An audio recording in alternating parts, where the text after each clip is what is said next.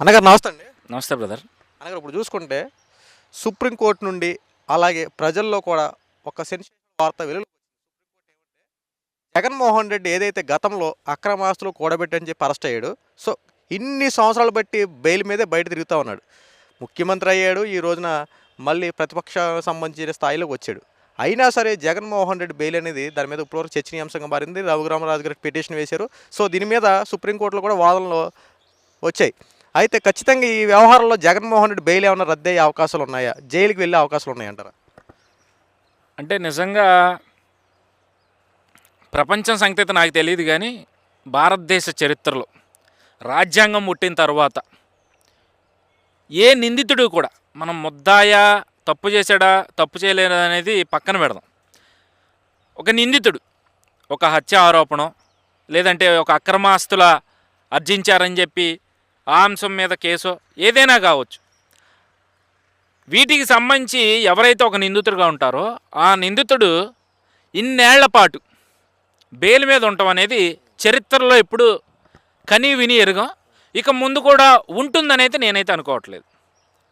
దాదాపుగా 12-13 ఏళ్ళు అవుతుందండి బెయిల్ మీద బయటకు వచ్చి.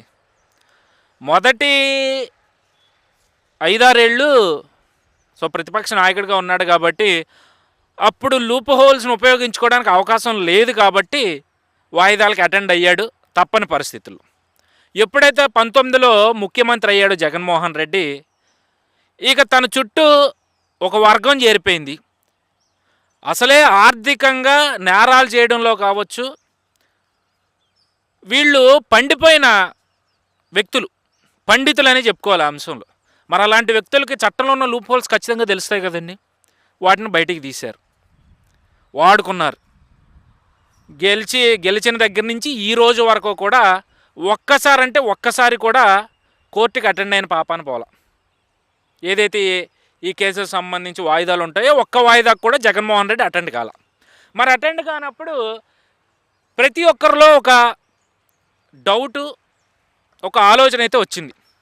అదే ఒక సామాన్యుడు ఏదన్నా తప్పు చేసుంటే, ఇన్ని వాయిదాలకి రాకుండా ఉంటే కోర్టులు కానీ పోలీసులు కానీ ఊరుకుంటారా అనే ప్రశ్న ప్రతి ఒక్కరిలో లేవనెత్తింది. అంటే ఇక్కడ నేను కోర్టులని ఏదో అనేస్తున్నానో లేదా న్యాయ వ్యవస్థని తక్కువ చేసి మాట్లాడుతున్నానని అయితే దయచేసి అనుకోవద్దు. ఈరోజు న్యాయ వ్యవస్థ మీద పూర్తిగా నమ్మకంతో, ఒక భద్రతా భావంతోనే నేను మాట్లాడుతూ ఉన్నాను. ఎందుకు జగన్మోహన్ రెడ్డి గారు ఇన్నేళ్ల పాటు బెయిల్ మీద ఉన్నారన్న డౌట్ ప్రతి ఒక్కరికి వచ్చింది కాబట్టి నేను అంశాన్ని మీ ముందుకు తీసుకొచ్చే ప్రయత్నం చేస్తూ ఉన్నా.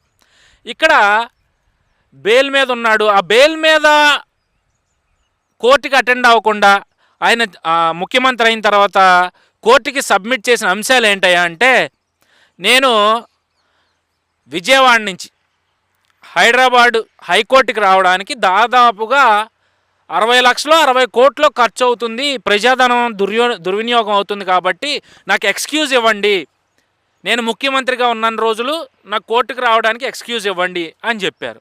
సరే, నిజంగానే జగన్మోహన్ రెడ్డి ప్రజల పక్షపాతి కావచ్చు, ప్రజల కోసం ఇంతలా ఆలోచిస్తున్నారు కాబోలు, అసలే నష్టాల్లో ఉన్న రాష్ట్రం కాబట్టి అని చెప్పి, సరే చట్టం ఎవరికి చుట్టం కాదు అన్నప్పటికీ కూడా జగన్మోహన్ రెడ్డి అంశంలో మాత్రం కొంత మానవతా దృక్పథంతో ఆలోచించింది, ఆయనకి ఎగ్జంప్షన్ ఇచ్చింది. ఎగ్జంప్షన్ ఇచ్చినప్పుడు దానిని సక్రమంగా వాడుకోవాలి. సరే, ముఖ్యమంత్రిగా ఉన్న రోజులు అంటే నువ్వేదో తప్పుడు సాకు చెప్పి తప్పించుకుని తిరిగావు. వచ్చి 6 నెలలు అవుతుంది, కనీసం ప్రతిపక్ష హోదా కూడా కాదు, ఒక ఎమ్మెల్యేవి. నువ్వు బెంగళూరు నుంచి విజయవాడ తాడేపల్లి రావడానికి వారంలో 2-3 రోజులు తిరుగుతూ ఉన్నావు. మరి ఇక్కడి నుంచే కోర్టుకి అటెండ్ అవ్వాల్సిన బాధ్యత నీ మీద ఉందా లేదా? జగన్మోహన్ రెడ్డి ఉంది కదా. సరే, అది అవ్వట్ల. ఇవన్నీ అవ్వనప్పుడు ఏం జరుగుతుంది? స్వతహాగానే కోర్టుల్లో మేబీ అంతకుముందు రఘురామకృష్ణరాజు గారు 2021లోని ఎప్పుడో కేసు వేశారు జగన్మోహన్ రెడ్డి గారు బెయిల్ రద్దు చేయాలని. ఒకవేళ ఆయన తప్పు చేయకపోతే కడిగిన ముత్యంలో బయటికి రావాలి అని చెప్పి ఆయన గతంలో చెప్పారు. సో ఈరోజు కూడా అదే మాట మీద కూడా రఘురామకృష్ణరాజు గారు కనిపిస్తూ ఉన్నారు. మరి తప్పు చేసినప్పుడు నువ్వు కోర్టుకి వెళ్ళట్లేదు అనుకున్నప్పుడు కోర్టులు ఖచ్చితంగా ఆరాధిస్తాయి. ఈరోజు జరుగుతుంది అదే. సుప్రీంకోర్టులో ఏదైతే నిన్న వచ్చిన సమాచారం ఉందో ఆ సమాచారం ప్రకారం చూసుకుంటే జడ్జి గారు ఏమడిగారు? సుప్రీంకోర్టు చీఫ్ జస్టిస్ ఏం అడిగారు? జగన్మోహన్ రెడ్డి తరపున లాయర్లని ప్రశ్నల మీద ప్రశ్నలు వేసి వాళ్ళని కొంత ఇబ్బంది పెట్టిన పరిస్థితి. సో ఇన్ని డిస్మిస్ పిటిషన్లు వేశారు, ఎందుకు వేశారు? సరే వాయిదాలకు ఎందుకు రావట్లేదు అనే అంశాలను కూడా అందులో ప్రస్తావించారు. వీటన్నిటికీ సంబంధించి మీరు తప్పు చేయకపోతే దానికి సంబంధించిన అంశాలని, ఈ బెయిల్ రద్దుకు సంబంధించిన అంశాలని, అదేవిధంగా ఎన్ని వాయిదాలు జగన్మోహన్ రెడ్డి కోర్టుకి ఎగ్గొట్టారు ఆ అంశాలని, ఏదైతే ఇప్పటి వరకు 2011 నుంచి ఈ రోజు వరకు ఆయన మీద నమోదైన కేసులు, ఆ కేసుల సమాచారాన్ని, అలాగే మిగిలిన అంశాలన్నింటినీ కూడా రేపు 2 వారాల్లో నా ముందు ఉంచండి, నేను పరిశీలిస్తానని చెప్పి జడ్జి గారు చెప్పారు.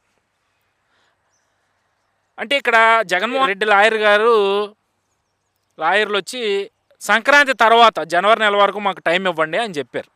అంటే వీళ్ళు ఏం చేస్తారంటే మొదటి నుంచి కోర్టులో ఏదన్నా జగన్మోహన్ రెడ్డికి సంబంధించిన అంశం తెర మీదకి వస్తే జడ్జిని ఆలోచనలో పడే విధంగా వీళ్ళు వాదనలు వినిపిస్తూ ఉన్నారు. దాంతో జడ్జి గారు ఏం చేస్తారు, సరే అని చెప్పి వాయిదా వేస్తారు.